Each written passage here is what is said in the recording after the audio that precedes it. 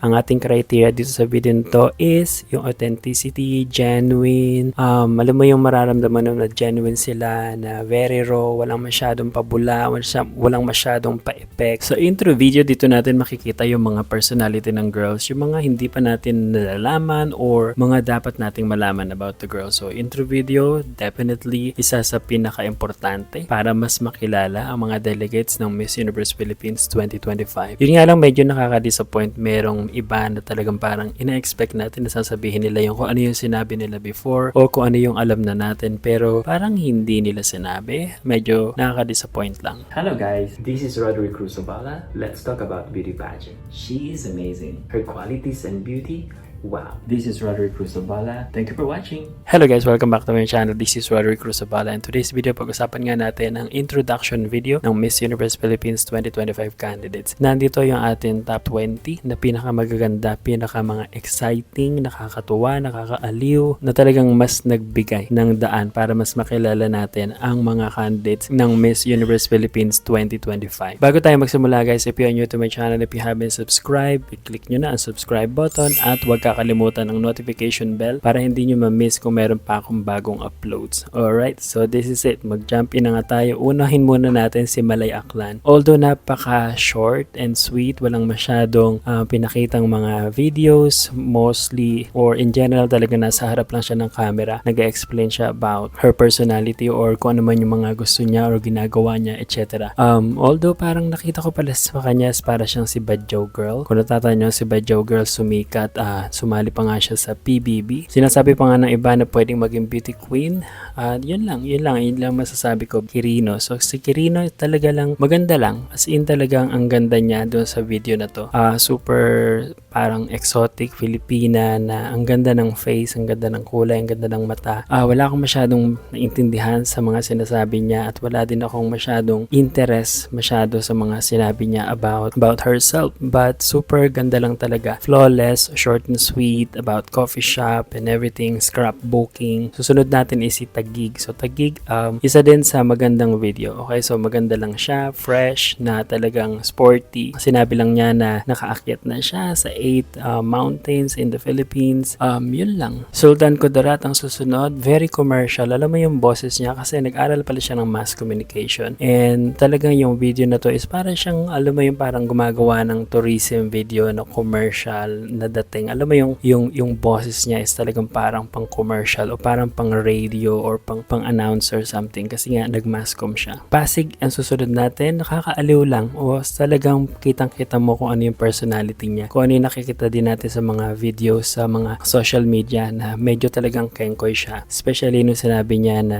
ganito siya, student siya, and then beauty queen on the side. The way na talagang nag-posing pa siya ng ganun. Negros Occidental, nakakagulat lang, no? So 21 years old pa lang siya but meron na siyang anak. But most exciting part is talagang meron siyang business. She is an entrepreneur. At yun lang, medyo nakaka-proud, parang impressive na kahit may anak siya, 21 years old pa lang, pero meron na siyang business. Muntinlupa, Winwin Marquez. So medyo naka-disappoint lang ako kay Muntinlupa dahil alam naman natin na siya ay may asawa at anak. But sa video na to, unfortunately, hindi niya sinabi yon. Kumbaga, mas nag-focus siya na ang emerald daw ang kanyang lucky color, ang kanyang birthstone, and ang Muntinlupa daw is Emerald City or tinawag na Emerald City. Sana sinabi niya na siya may anak at may asawa para to complete the video. Laguna is the next. Napakahinhin. So talagang sobrang hinhin. Yun lang yung makikita ko, but syempre kasi super ganda, statuesque, modeless, beautiful talaga ni Laguna. So sinama ko siya talaga sa top 20. Iligan City, makikita mo yung vibrancy ng kanyang personality. Talagang lagi siya nakasmile.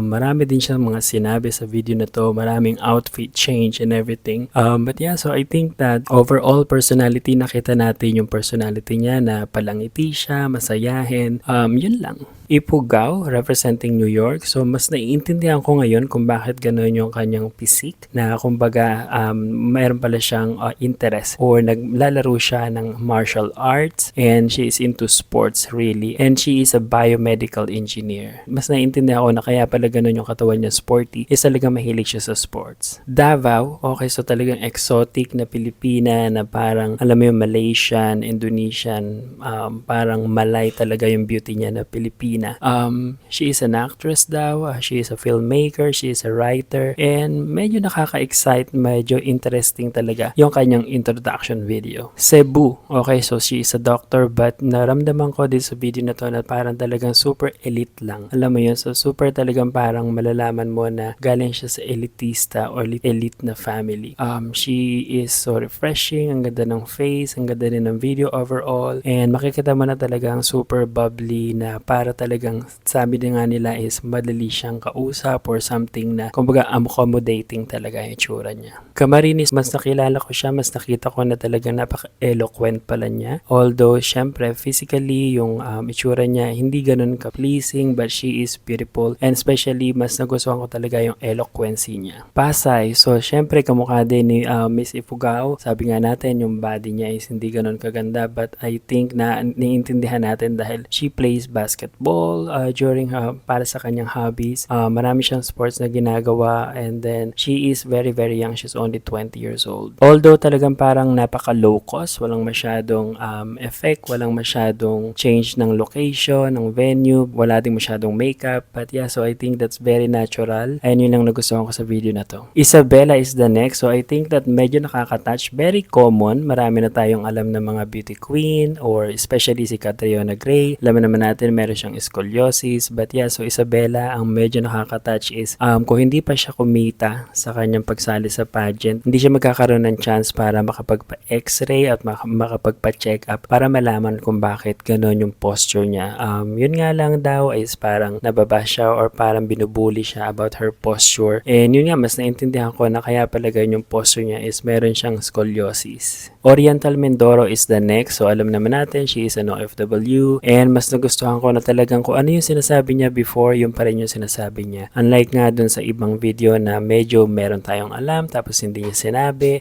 So Oriental Mindoro, sinabi niya marami siyang sinalihan, 100 plus local pageants, nag-OFW nga siya, at talagang very, very proud siya na pinakita niya kung saan siya nakatira, kung ano yung pinanggalingan niya talaga, which is very natural, very sincere, very genuine. Siniloan Laguna, isa susunod natin. Medyo mas naintindihan ko na ang sabi niya sa video, sabi daw ng parents niya is akala nila hindi siya marunong magsalita dahil hindi siya masyadong sasalita ng bata, but then ngayon nga parang hindi nga siya humihinto kakasalita, which is yun nga yung sinasabi ng maraming fans na talagang super kuda to the max si Siniloan Laguna. But overall, she is beautiful, she is pleasing, and yun. Bohol is the next. I just love the confidence na wala siyang makeup sa video na to.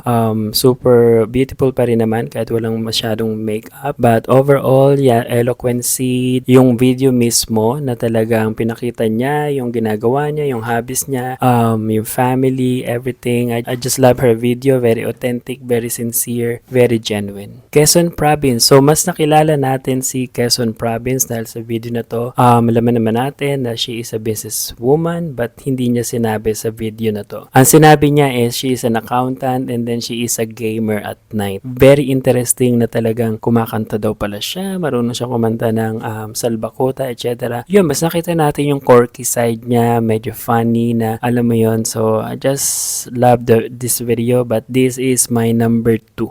This is not my number 1 video. My number 1 video is, to be honest, is I think number 1 din ng marami. Baguio. Very, very raw, sincere, genuine, walang masyadong pabula, walang masyadong drama. Very relatable. Alam mo yung kahit masanda lang ako is madali ako makatulog. And ganun din siya. Yung sa stick o daw na kaya niyang ubusin sa isang upuan, I think marami nakaka-relate na kayang-kaya natin gawin yung kaya nating ubusin yung sa isang upuan lang. And yun din yung sinabi niya na hindi siya masyado sinusuklay ang kanyang buhok. I think everyone or most of you guys can relate na hindi naman talaga kailangan lahat ibinabrush o kailangan lagi binabrush ang buhok. Ako, hindi din ako nagbabrush ng buhok madalas. Nagbabrush lang ako siguro, especially pag talagang kailangan kong ayusin yung buhok ko at lagyan ko ng mga kung ano-anong spray or gel or something. But in general, I don't brush my hair often. Yun lang guys. Ito yung akin top 20 para sa introduction video. Ang ating criteria dito sa video nito, yung authenticity, genuine, alam mo yung mararamdaman mo na genuine sila, na very raw, walang masyadong pabula, walang masyadong pa-effect. And yun lang. So maraming